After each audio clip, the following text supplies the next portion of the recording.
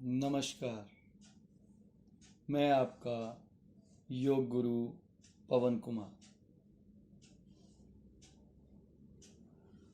आज का विषय लक्ष्य निर्माण और प्राप्ति अनुप्रेक्षा के द्वारा। जैसा कि आप जानते हैं, मनुष्य संसार में सर्वश्रेष्ठ प्राणी है, क्योंकि उसमें विवेक, तर्क शक्ति है। वह अपने जीवन की दिशा का निर्धारण कर सकता है। जीवन में अपनी क्षमताओं को पहचान सकता है। व्यक्ति लक्ष्य निर्धारण के द्वारा कम समय में अपनी मंजिल को प्राप्त कर सकता है।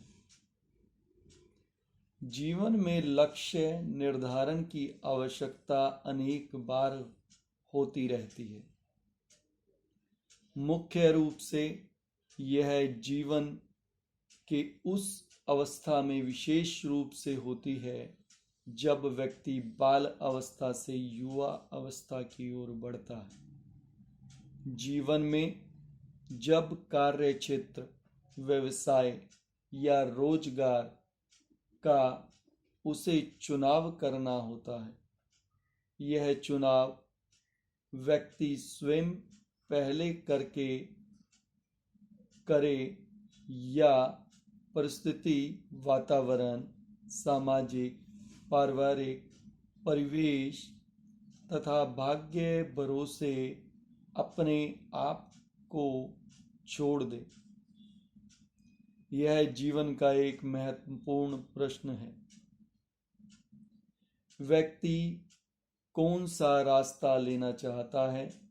यदि उसे यह विश्वास है कि मनुष्य स्वयं अपने भाग्य का निर्माता है और वह स्वयं अपने भविष्य निर्माण की जिम्मेदारी और उत्तरदायित्व को ले सकता है, अपने जीवन की लगाम स्वयं अपने हाथों में लेना चाहता है, तो उसे अपने लक्ष्य निर्माण और उसकी प्रक्रिया पर ध्यान केंद्रित करना होगा। उसे अपनी क्षमताओं और संभावनाओं के विकास की अंतर्दृष्टि प्राप्त करनी होगी। यदि व्यक्ति अपने जीवन निर्माण की जिम्मेदारी स्वयं लेना चाहता है, तो उसे योजना बनानी होगी।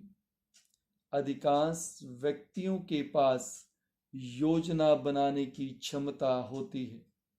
वे लक्ष्य और संसाधन के अनुरूप अपने घर व व्यावसायिक स्थान के कार्यों पर खर्चों की कुशल योजनाएं बना लेते हैं, किंतु इसका उपयोग अपने जीवन निर्माण हेतु कम ही करते हैं। जीवन निर्माण की योजना की पहली आवश्यकता है इस आशय को स्पष्ट करना कि हम चाहते क्या हैं, हमारे दीर्घकालीन उद्देश्य और अल्पकालिक लक्ष्य क्या हैं। उसी के अनुरूप वहां तक पहुंचने के लिए योजना को विकसित करना होगा।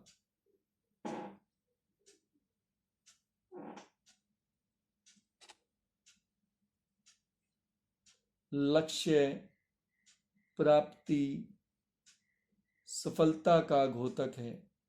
सफलता का अर्थ है जिस लक्ष्य को बनाया था उसको प्राप्त कर लेना। जो बीज बोया था उसकी फसल प्राप्त कर लेना। फल प्राप्त कर लेना अर्थात सफल होना।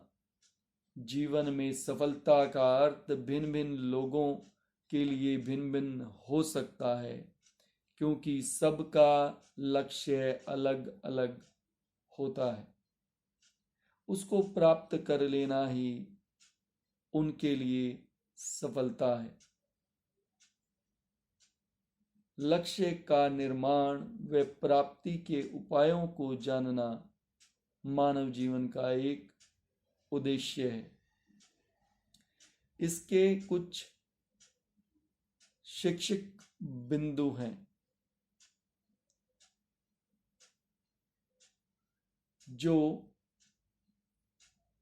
हमें लक्ष्य के प्रकारों के बारे में बताते हैं।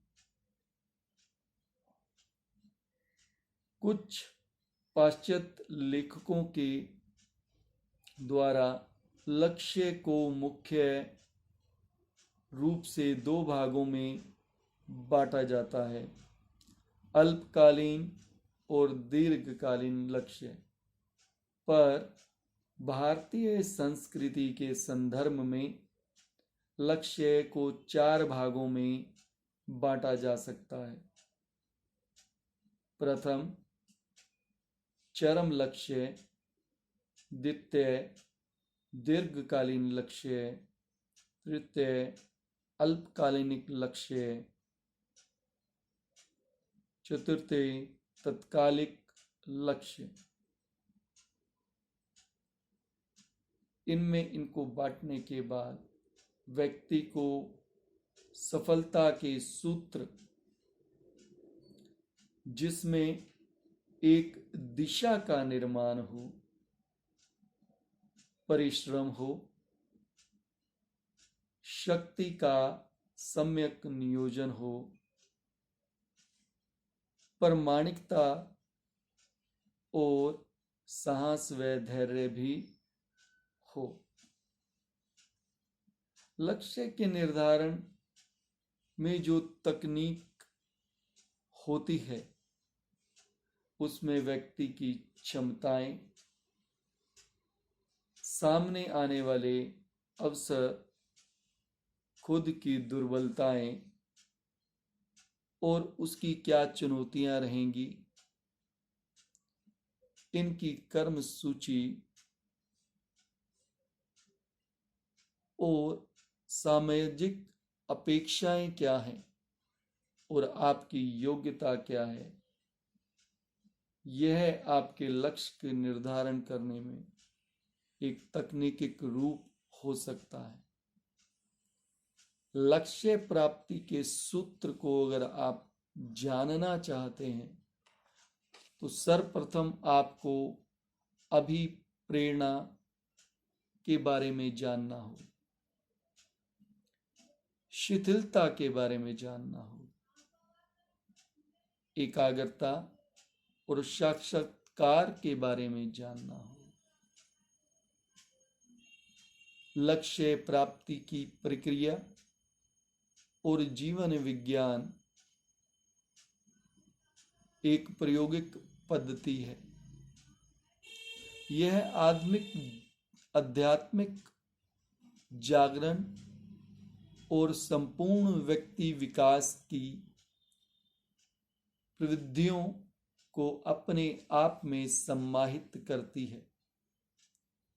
इस पद्धति में लक्ष्य प्राप्ति की प्रक्रिया हेतु 4 चरणों का अभ्यास पर विशेष बल दिया जाता है, जिन्हें मैंने अभी बताया है।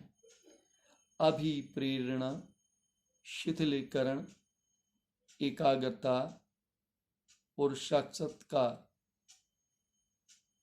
लक्ष्य अल्पकालिक हो या दीर्घकालिक, इन चारों चरणों के अभ्यास द्वारा उस अवचेतन स्तर तक पहुंचा जा सकता है, वह अनंत साकार रूप ग्रहण कर लेता है। इसके माध्यम से स्वास्थ्य, समृद्धि, विकास, सौहार्दपूर्ण संबंध आदि सभी लक्ष्यों को निर्धारण कर उन्हें प्राप्त किया जा सकता है। अनुप्रेक्षा द्वारा लक्ष्य की प्राप्ति। लक्ष्य निर्धारण और उसकी प्राप्ति का आधार मानसिक जगत है। कहा जाता है, मन के जीते जीत और मन के हारे हार। आधुनिक अनुसंधानों में मन और मस्तिष्क की असीम शक्ति और संभावनाओं को उजागर किया गया है। मनोविज्ञान के अनुसार अवचेतन मन की शक्ति चेतन मन की अपेक्षा बहुत अधिक है। शारीरिक विज्ञान के अनुसार मस्तिष्क दो भागों में विभक्त है, दायां और बायां। बाएं मस्तिष्क का कार्य तर्क प्रधान है तथा दाएं मस्तिष्क का कार्य अंतर्दृष्टि प्रधान है। लक्ष्य निर्माण का कार्य तर्क प्रधान बाएं मस्तिष्क तथा चेतन मन का कार्य है। लक्ष्य प्राप्ति का संबंध अचेतन मन की शक्ति व दाएं मस्तिष्क की अंतर्दृष्टि प्रधान कार्य से है। चेतन मन और अवचेतन मन तथा बाएं और दाएं मस्तिष्क के दोनों सम्यक उपयोग से लक्ष्य निर्माण और उसकी प्राप्ति सरलता से ही संभव हो जाती है। अनुप्रेक्षा के द्वारा बार बार अनुचिंतन से अपने विचार और लक्ष्य को अवचेतन मन तक पहुंचाया जाता है। मस्तिष्क के अल्फा स्तर को सक्रिय करने के लिए अनुप्रेक्षा की प्रक्रिया बहुत सहयोगी बनती है। इस स्थिति में दायां मस्तिष्क भी सक्रिय हो जाता है। इस स्तर का उपयोग व्यक्ति लक्ष्य प्राप्ति में कर सकता है। इस अवस्था में लक्ष्य की शब्दावली पर एकाग्र होकर मानसिक उच्चारण व साक्षात्कार करने से वह अवचेतन मन के स्तर तक पहुंच जाएगा। लक्ष्य के साथ अवचेतन की शक्ति जुड़ जाएगी।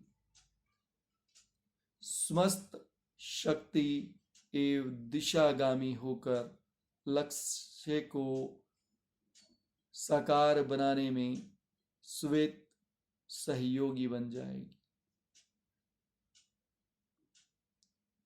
मुझे उम्मीद है आज के इस लक्ष्य निर्माण और उसकी प्राप्ति अनुप्रेक्षा के द्वारा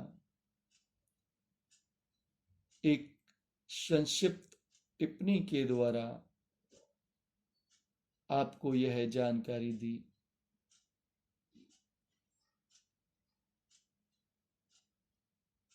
आप इस जानकारी का अपने जीवन में उपयोग करें